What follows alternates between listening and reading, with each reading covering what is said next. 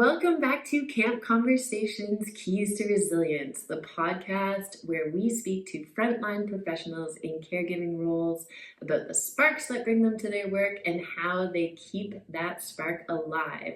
Today, I am so excited to have my friend here, Dr. Tyla Mackay, registered psychologist. Tyla and I actually met because at the beginning of my graduate school journey, she was one of my professors at University of Calgary. And then she asked my professor, I remember I reached out for help one day, and you were like, oh, you live in Fernie. One day we should meet up for a coffee and actually chat. And I was like, oh gosh, I can't actually talk to one of my professors. Like, I don't, how am I doing in her class? Like, I was so nervous. And then I finally did, when she moved back to Fernie, go to her house so I could meet her. And I'm pretty sure I printed out my resume and all my credentials. And I was so excited. And we were going to talk about how to do internships or work placements. And as I was at her house, I had to borrow a friend's car because my car broke down and I forgot to check the gas gauge. And after the meeting, when I was feeling like it went so well, I ran out of gas in her driveway and had to awkwardly go back and ask for a jerry can of gas, which luckily in a town like Fernie, people have jerry cans of gas. So it was a great first meeting. So all of that aside, I forgot about that. I really appreciated that reminder today because it was a good laugh. Because I was like, oh yeah, it was like winter, I think. And yeah, it was winter. That's probably when you had gas. I do remember how embarrassed you were, and I was like, this is fine. It's all good. It was such a funny. It was actually a funny kind of thinking about psychology and how weird our brains are when one person is like, it's all good, I'll help you, and the other person is mortified. I was like, that is a really embarrassing memory. I thought it was great. I'm pretty sure the memory of you asking to meet up for coffee was embarrassing for me too, because I really have a lot of test anxiety and I struggle with tests, especially multiple choice tests. And I was reaching out for you for help because I did poorly on a quiz. And so I had this I'm a bad student and you're going to see through that. You know my secrets. It's funny though, because I don't know if I would have thought that at all. Again, it's another good example of how your brain is terrified and mortified and worried, and my brain is like, just come on over, get some help. Yes. Come on in, let's go do this thing. It's so funny how different dialogues go all of the time. I find that fascinating. Yeah, the narratives that we create. Yeah, yeah, I find that fascinating. Yeah. Well, now that I've shared all of these embarrassing facts and how we met and my test anxiety, I really want to know because I've never asked you this, what brought you into psychology? How did you stay inspired to push all the way through to the point of getting a doctorate? So I have two stories, and so I'll kind of give you the one that I used to say all the time, and then as I went through grad school and started working, I realized that there's another reason why I do this. Okay. So the original reason, I was living here in Fernie. I had this amazing lifestyle. I loved it so much, but I didn't imagine my life for the next, 20, 30 years working in restaurants, teaching kids to ski, things like that. As much as I loved it, I knew that I needed to do more. Mm-hmm. So it was kind of like a one-day thing. One day I was like, I need to go back to school. What am I going to do? And I was like, yeah, psychology looks good. I love people's stories. I've done a lot of traveling in my life. And one of the things that I love about traveling is sitting across from someone and hearing their story. Cool. It was my favorite thing to do, even when you have to translate and figure things out. Mm-hmm. And so I was like, oh, that sounds like a job I could do. What I didn't know at the time is that in BC, to be a psychologist, you have to go to school for 10 years and get a doctorate. And to be really honest, at 29, when I decided to do this, I was not aware that that was the whole process, and did it anyway. So yeah, that's the story that I often tell, and it is true. I do love sitting with people in their stories. I love hearing about people's lives and how they got to where they got to. And I also, it sounds kind of strange, but there's something really that I take a lot of pride in and feel really honored in sitting across from someone in some really deep emotions. It's so funny. I'm sure you, like, when people cry, it's so apologetic. And I wish we'd stop doing that, because I think that one of the best parts of our job is that, like, someone is so willing to be in this space with you, and then you get to hold it for them and be in it with them. So that's the, like, the version that is the first version. Then, one of the things, and I'm sure you can relate to this as well, one of the things that happens when you do this kind of work is, at least I hope this happens if you're doing this kind of work. I know that happens to me. Is there's a lot of personal reflection, right? There's a lot of self-awareness. There's a lot of personal reflection. There's a lot of, I like to ask myself questions that I would ask other people, because I want to know what it feels like to be asked some of the hardest things that we ever get asked. And when I started to dig deeper into why I'm doing this job, one of the things that I realized is that I, like many in that young Gen X, older millennial, I took care of my parents from a really young age. They weren't sick or anything. It was just the nature of our family that I sort of became this person who supported my mom, took care of her in lots of different ways.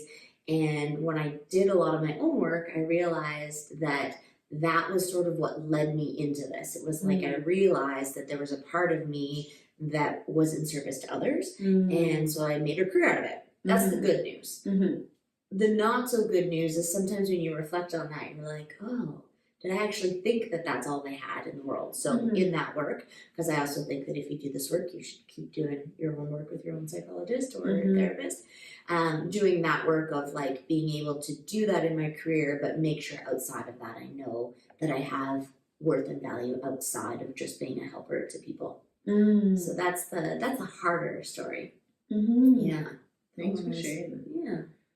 It makes me think of one of the things that I found almost like a weight lifting off of my shoulders when I finally became a registered counselor and was able to open up a practice where I opened and closed the door.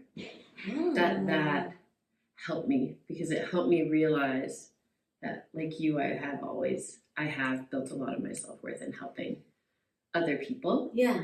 And so I would do that by default. And then having a professional experience where I realized I can open the door, I can sit with you in this. Yeah. And then I can close the door and transition back to my life. That actual transition process. So key. Yeah. It's something I've brought into my personal world. Yeah. Because I will default to over-giving. Yeah. I love what you're saying there. I think that it's so important. I do a lot of workshops with people, and one of the things I say to them is, like, how do you close the work part of your day? How do you end it? What is your ritual? What are the things that you do? Like, one of the things I do is, because my office is at home, is I will change my clothes. If I go upstairs, I will change my clothes out of I wear pretty casual work clothes, but I actually purposely change into something else just as a signifier of, like, my work day is done and now my home life is there. And so I love your idea of being able to open and close the door. I think that, I might have to start using that as an example, because I like to collect these ideas of how professionals end their workday and start their life, because what I'm noticing is people are blending them and they're not able to get work out of their mind. Yes. And I think that's problematic. Yeah, I think that is. And I think that's what we're trying to do here too, is hear your story, because I think so many people can relate to everyone's story of what brings them to the work, and then take these tiny little micro tools. And so I think that is one, is creating that transition routine. Yeah. I remember I learned it in my master's. Did my master's in Calgary, and I lived by Foothills Hospital, and my practicum was at a hospital downtown Calgary. And I used to bike there and back. And one of the things that I would do is, on the way home, I would take all the clients I'd seen that day and I would put them in a tree on the path on the way home. And then the next day I would pick them all up so that I would left them in this tree. They had a beautiful view of the river. It was nighttime, and that was right. And then I'd pick them up the next day so that they didn't like follow me home in a metaphorical kind of way, so that I didn't hang out with them all. Because as much as I love them all, I think you have to have that separation. So putting them in trees was, I remember telling that to a friend of mine, and he bikes along there, and he always imagines all these people sitting in the trees. He's like, I can see all of your paths. The clients just hanging out in trees. Yeah. That's funny. I did something similar when I was a teacher. I used to bike back and forth to work when I was a teacher in New Zealand. And I had this one Jack Johnson playlist. And making banana pancakes, yeah. That had to play at like right as I was about to start the day, because it put me into this like, we're just hanging out making banana pancakes, and then I closed the day with it, and then I like it. I had to stay. Yeah, the students just got to stay at school. Yeah, I think those rituals are so important, and I think it's the thing that keeps us doing what we do, because it's so hard. And I really like that word, because I think so many of us confuse ritual and routine. And routine to me is overwhelming and feels like trapping. Yeah. But ritual, for some reason, feels kind of like, it's this like little celebration. Or, what are you talking about? Right? Like, this is my ritual that I've created that is this thing that I do. Yeah, there's an empowering piece to it. And something connects it to celebration to me. Oh, yeah. Like, it's not this hard thing. Like, when I say I have this routine where I have to close the door, walk away, move to my... And it feels like, oh, this is something hard, and so then I have to add a hard thing to... When I say ritual, I'm like, ritual is like family dinner, or like it feels good. I like that. Yeah. I like that idea of adding the celebration to it. Because one of the things I noticed is like, why aren't people doing it? Like, these are things we know we need to do. We know the importance of it, but then life takes over. But I like your idea there of like, but if we had a celebration to it, then maybe there's the motivation to want to do it, right? Woo! Whether it's a song or people in trees or teachers, like a little dance party in your kitchen, whatever you do. But I do think we have to switch, and not enough people are doing that. I agree with that. And so what led you to start putting people in trees? Why did you? It's kind of a funny and slightly inappropriate story, but I'll tell it because it'll hit home. I was doing like a couples rotation at the time. Okay. And meaning you were supporting couples. Couples, yeah. And so my supervisor, we were having a conversation, and I said to him, oh, last night I was lying in bed and I was thinking about this couple. And he looked at me and he said, so you let your couples into bed with you at night, which is very inappropriate. That's the part that's there. But it hit me so hard that I was like, oh, I never, ever, ever want to feel like that again. And so we had a conversation. He was like, maybe you need to do something so that you're not thinking about these people when you're at home. And so, and then on the bike way home that day, I just looked at the trees and I was like, oh, what if I just put them in here? And I always say, like, clients don't get to be at my dinner table. They don't get to be out with me when I'm with friends. They don't get to be out with me when I'm doing those kinds of things. And that's a good reminder. But it's kind of an uncomfortable story because obviously that's not a thing you can do, but it hits home. So funny you said that because I had a really similar, I ran a workshop once and it was at a college. And one of the janitorial staff watched it. And at the end of it, he came up to me and he said, you want to know something? He's like, I actually did training once as a monk. And I was like, wow. Yeah. He's like, and I listened to your presentation and I want to add one more piece. And I was like, please tell me. And he's like, every time I go into the shower, I ask myself, who's in here with me? And then I tell them all it's inappropriate to be in here, and I tell them to leave. I love it. And he's like, I only shower with myself. I love it. And it has not left my brain every time I go in the shower. I'm like, right? In the shower, in your bedroom, at your kitchen table, on your walks by the river when you want to be there. I like that. I like that idea of adding that part where you're like, who's in here? Who's gonna, and that that's inappropriate. It's a good reminder because I do think we blur those boundaries. So if we can give ourselves that, like, it's not appropriate for this to be thought about right now. That's helpful. I like it. Yeah. Just building off of each other. So many times. Okay, so you sharing that piece of just, it sounded like that was pretty early in your career, where you brought up that story I was thinking about the couple last night. And you came up with a strategy, and I don't know if you're anything like me, every time I come up with a strategy for a challenge, I'm like, yes, I have a strategy. Now, like, moving forward is going to be smooth, but it's not the case, because things ebb and flow. So, since that strategy, have you ever had times where sort of the spark that brings you to the work has diminished and you've had to come up with new strategies? Or I also am curious of what you notice when sort of that spark gets. Yeah, I'll start with that one. I think I like that you're using the word spark, because I do think that it can kind of come and go in life. And there's times where I am so in my work and I love it so much. And it is just like the end of the day, you're just like, man, that was so amazing. I killed it. And I think I might have actually helped someone today. Or, you reflect on these moments. And then there's others where you're like, wow, like, did I even do anything helpful today? And what I have noticed is that if there are more days in a row where I wonder if I was doing anything that was helpful, that's usually a pretty big sign that that spark is kind of dimming a little bit.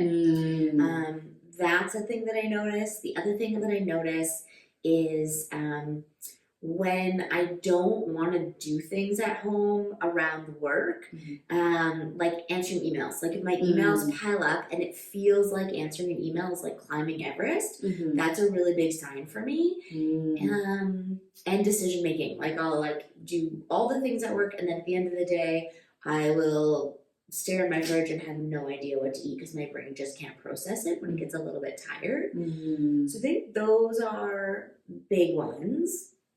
And one of the things that I had to learn is, I don't know about you, but I definitely grew up in a world where like I have zero memories of seeing a woman in my life at rest.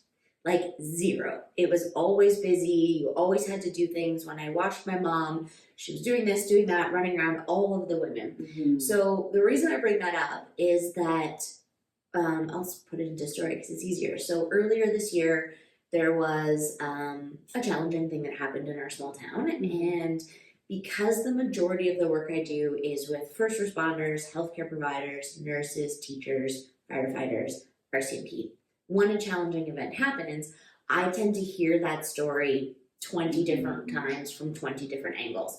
And sometimes that is exhausting. Sometimes it's okay, and sometimes it's exhausting. And I remember in the spring, there was a night I was so tired. I remember halfway through the day, I was like, whew, how am I going to get through this? And I remember sitting in my chair and being like, okay, what is the minimum thing I need to do here? Like, I need to sit across from humans.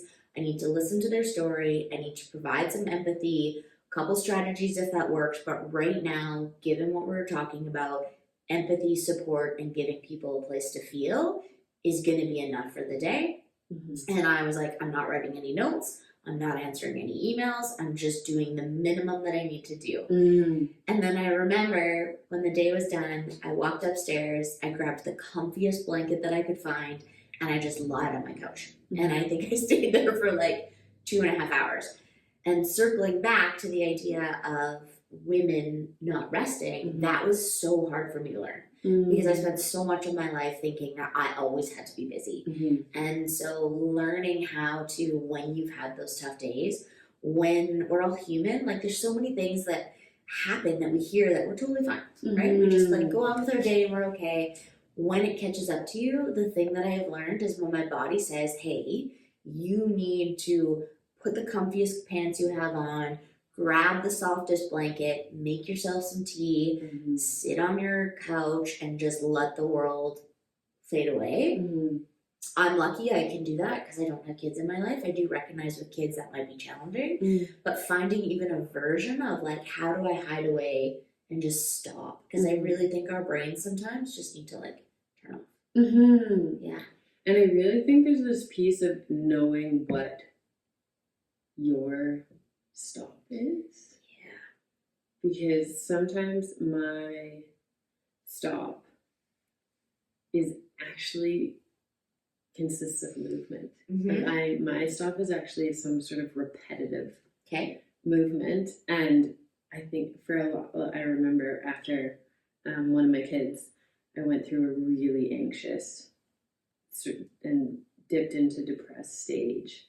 And every aspect of me, because I was equating motherhood to what was going on, was moms are busy. Right? Like, so that was busy. And then all the advice I was getting was stop. Yeah. And it dropped me lower. Ah. And then I realized stop for me, I like it, is a total separation from all that, but getting in some sort of, like, I need to actually move through it. Yeah. And so, there's that deep reflection piece of like, what is stop for you? Right? And I think, and it might be different all the time, because there are times where I have to just stop and be on my couch, but I also have times where I'm like, I need to go for a run. I need to go outside, I need to move my body. Or, you know what, I need to surround myself with the most amazing people I know and just giggle and have hugs.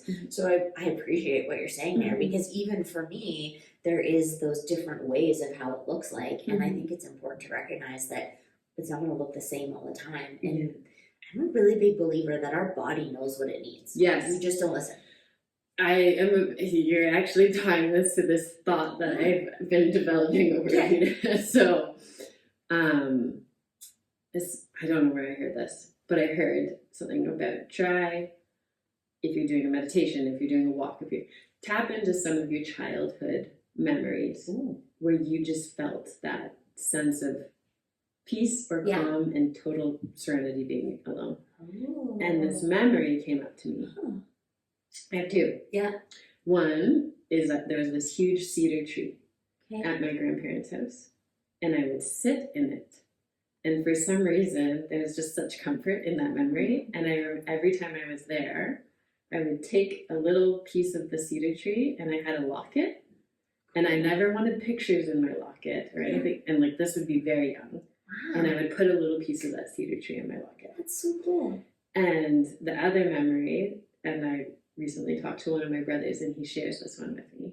And it's laying in a field with the tall grass in the sunshine. And so last summer I felt I started to move to burnout. I was having a really rough time, and I knew that time, like you said, it wasn't going to be physical movement. My body couldn't, like it hurt. I didn't want to move it. And I found a cedar tree on the property, and I laid underneath it and just cried. And it was like the most relieving, and just because I tapped into one of those childhood moments, I was like, this brought me peace then. I seemed to have some sort of wisdom then that I've now just, as an adult, pushed aside as mumbo jumbo. And yet, in some of the darkest moments, those childhood ones are the ones that I'm like, this was the need. Right? Yeah. Ooh. It's interesting because even as you were telling that story, like I could feel my body calming as I was like imagining you doing all of that, which I think is another key one too. A big thing that I'm constantly doing is like, how tense is my body right now? I remember learning this idea of like checking in with your body on a regular basis and like shaking it out, taking deep breaths. So and then I love that idea of like, and just find that childhood memory that brings you all that calm. Put yourself in it physically if you can, and if you can't, imagine it, which our brain doesn't know the difference anyway, which is cool. And be able to be in that calm space too. Like, I like that, adding a memory to it. And then, I also want to build off that. I think so many people hear this of check in with your body. And then they're like, but what? Right? What and how, like, what does it mean? So what does it mean to you? Checking in my body means taking a really deep breath. Okay. Like taking a really deep breath. In or out? In and out. So many, like, do you try and match them, kind of?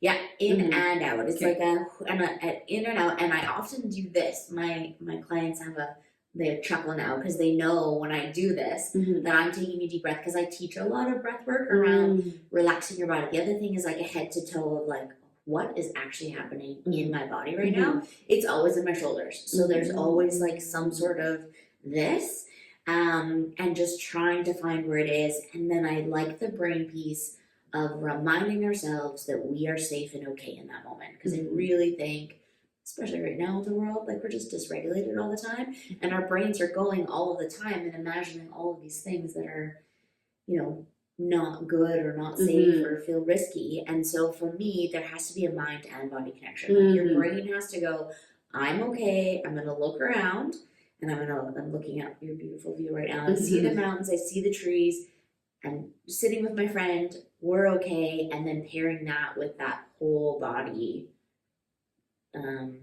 breath, and, you know, find it in your shoulders and relax. Okay. What does it mean to you? Well, I kind of want to ask more questions for our listeners, because I think even for myself, right? Because I connect with that, and I think that's where I went with the childhood memory piece, because I wanted that raw, before I put too much thought into things, stage of life of where peace was for me. Because I find where I even personally still get confused is I am so good at creating narratives in my head. And we kind of talked about this before our talk, because I'm like, I had this whole narrative that you were the scary, intimidating person. And you could, like, it wouldn't matter how you acted around me as long as I had that narrative.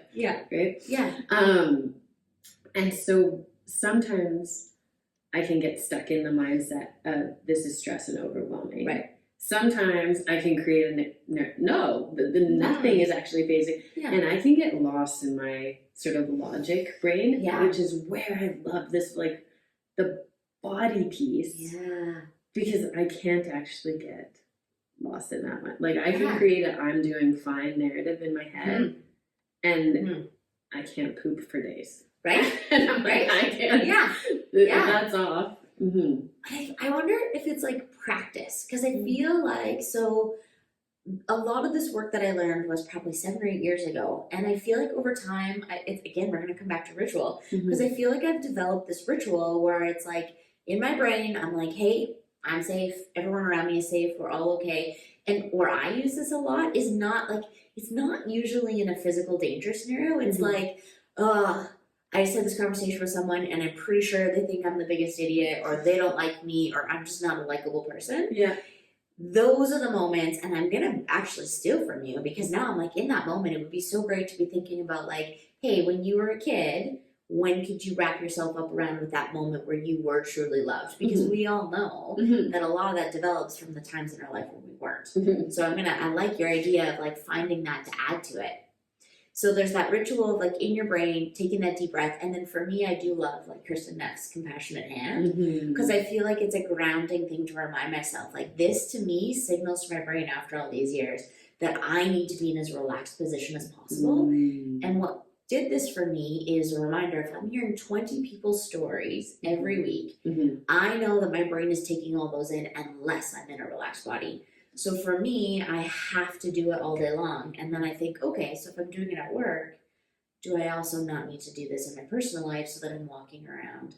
And whenever I teach this, I purposely do this because I'm like, oh, that feels so good. So I think it's out your brain and into it. Yeah, and you should. And like, I really think we should just walk around like this all the time. And if you're going to teach it to someone, or you're going to think about yourself, like we do think in our brain, but we're not doing it. So we got to do both. You said something else there that made me laugh, because I was thinking, when and in my years of teaching, I can remember this, but I both still see it, even with my own kids, is when you think of like 4 or 5 year olds, let's say, and they have that interaction, where it's like, they're like, I don't know if that person, or the person doesn't listen to them, then what does a 4 or 5 year old do? They're just like, you're stupid. Or they walk away. Listen to me. Listen to me. Do what I say. Right? Like, and it's so funny because now, as adults, still that causes me. I mean, our professions are talking to people, and that's still a running narrative in my head in the social world. And if I can do the same thing, work back to 5-year-old me, 5-year-old me would be like, whatever. I go hang out with my old friends. Well, it's so funny because I before before I came here today, I was hanging out with a kiddo and left her in the park with her mom, and they were having this discussion about what to do, and she's like, I'm gonna do cartwheels, and then just went up into the fall leaves and did cartwheels, and I'm like, I feel like that's a thing I should be hanging on to, is like every time there's a thing, we're like, I'm just gonna go do some cartwheels in my mind, like, you know, like, because that's way more fun than sitting about someone who's probably not thinking bad things about you. You know, like, that's a way more thing. I think I might have to use it. I'm just gonna do, if you ever hear me say it, I'm like, I'm just gonna do some cartwheels in the leaves. Some cartwheels in the leaves. Cartwheels in the leaves. Dayna, cartwheels in the leaves. Well, I have another one of those, actually. Do you? Yeah, because I just, this is just making, you're inspiring a lot of my memories right now. I love it. I remember as a kid, especially at this time of the year, it's fall right now and the leaves are beautiful, driving in the car to get to places. And I remember looking out the car windows, and sometimes, especially on days like this, sunny fall leaves, or in the winter, like with really nice first snow, and just being so upset that I couldn't just jump out the window and be in it.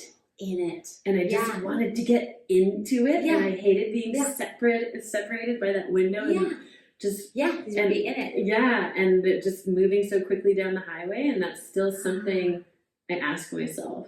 Right. Am I in the car right now, flying down the highway, or do I have a moment here to like pull over to the side and just get in it? I like it. And just like be immersed by nature or company, whatever it is. For me, it's nature. That's what really like pulls me. Yeah. It's funny. I was talking about all this childhood stuff, because it's like, man, wouldn't it be amazing if you could just like remember what it was like to be so purely in that moment where you are not thinking about what anybody else thinks of you. You are just so purely in that car or doing cartwheels in the leaves. I wonder if there's a way we could like, I feel like we need to come up with some sort of like keyword or something that like brings you back into it in that moment and out of that space where you're so worried what other people think. Yeah.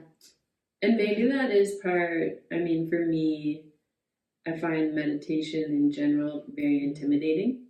Like, because because my default is, like you said, like as a female, I think most females in my life were always getting done. And the first thought that pops into my head with meditation is, am I achieving something? Yeah. And I focus it on achievement. I have a really hard time with it. And where I now sit with is that is my quiet time, is connecting it back to childhood me. Yeah. Because it hits that, it feels like less of a stretch. But maybe that's an exploration for people listening, is if that quiet is hard, then maybe one exploration is, what was younger me like, or where did I find peace or security? Yeah. Or connection. Yeah. Whatever the word is. Because I mean, as we're talking, it's so easy to bring those memories up. Right? Like, Oh, but maybe that's it. It isn't so easy to bring those memories up until I talk to someone. Right. Like you, which is part of my love of this podcast, is because I bring people with this shared interest, and I get to have these conversations. And you sharing some things, this is inspiring some of the memories. Yeah. So maybe that is the action step is, do you have those people? So that connection piece, right? That how do I get something that I have within me that I need, and you can help me get there. And maybe that when we go, if we circle that all the way back to at the end of that tough day, is it that you need the cozy blanket and solitude? Is it that you need to physically move through what's going on? Or is it that you need to find that person, whatever, that pet, that where you can have that connection piece that brings out. Yeah. And really, all of what you said, I'm like, it's either connecting with yourself or connecting with others. And that is, I mean, if I were to sum up thinking about the key to staying in this career a long time, feeling okay within it, Mhm. I think it's connection. Yeah. I think it's like who you're connected to, whether it's professionally, friendship, a little bit of both, as we all I think do a lot. I Mhm. think that's the key, is like, and connection to yourself and others. Yes. Yeah. And I think one of the hardest pieces, I love this, you did my summary for me. You're welcome. So as our closing piece, I think knowing that, I almost have to write that somewhere, because in this profession, we are doing a lot of connection. And my brain sometimes goes to disconnect. Yeah. And I really want to like pull out that Netflix and just completely go into a different world. Yes. But it does. When I turn it off, I have to remind myself which one fills me back up and which one leaves me in the same state. So is it turning it off, or is it changing the channel? Right? Like switching into a different space of connection. Because you're right. There are lots of times on that Friday night where, and I do, there are times where I'm like, I just need to turn it off. But yeah, I like what you're thinking there about which part do I turn on. Yeah, and I actually do write it down. Really? I have to triage myself because I default so far into caring for others that I will prioritize that, and I forget that I have to do this to keep doing the care for others. Right? Mm-hmm.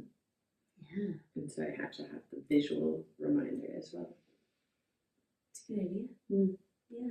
Maybe you should also write yourself a visual reminder that lots of people in the world who meet you really appreciate you and like you and don't care if you run out of gas in their driveway or don't know how to do multiple choice exams. Maybe you need to have a visual for that as well. And I like how my self-conscious self even had to like preface it as multiple choice exams. Yeah. I'm okay at other academic subjects. They're hard. Yeah, they're hard. So hard. Well, thank you so much for being here. You mentioned that you do workshops. You mentioned that you do talks. If people want to get a hold of you, are there certain topics that you're covering right now? How do they get a hold of you? Okay. Yeah, thank you. Well, thanks for having me. This was great. It feels like just having tea with you. Yeah, since I forgot the tea. So Alpine Pathways Psychology is my website, and that is the best way to get a hold of me. Right now, most of my workshops are actually on vicarious trauma and compassion fatigue, but those are expanding out. I do a lot of work within healthcare and a lot of work within like fire halls and stuff like that, but I've just expanded into working with cities, dealing with political climates right now and how challenging that is, and it all applies. So yeah, Alpine Pathways Psychology website is the best way to go. Perfect. Yeah. Thank you so much. Thank you. All right, and we look forward to everyone coming back next week.